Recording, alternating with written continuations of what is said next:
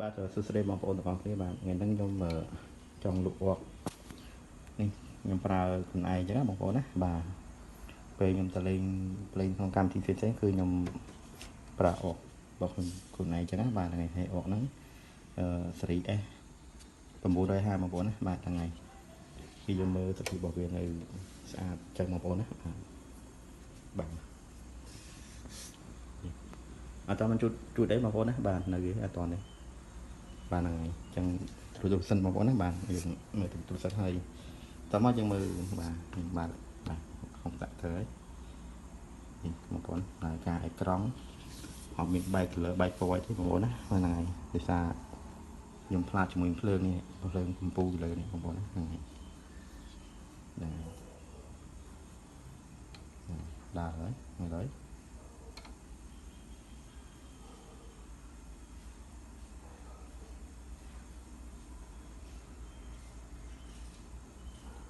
បាទ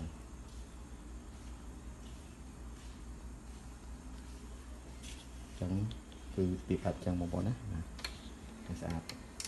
នេះបាត់ចេញបងប្អូនណាបាទដាក់ហើយបាទចឹងសាក់ខ្ទង់នេះខ្ទង់បងប្អូនណា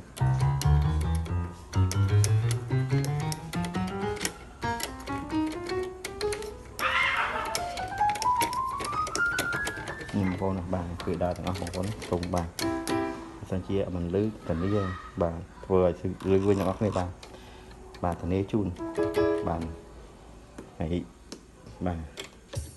ចង្វាក់សាំលើស្រាប់នេះតែមិនសាបាទ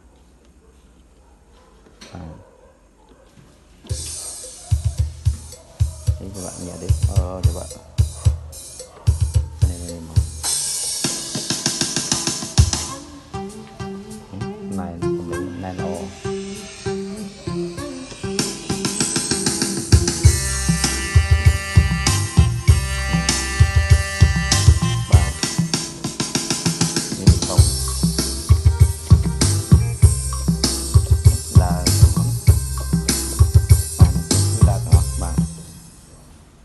បាទអញ្ចឹង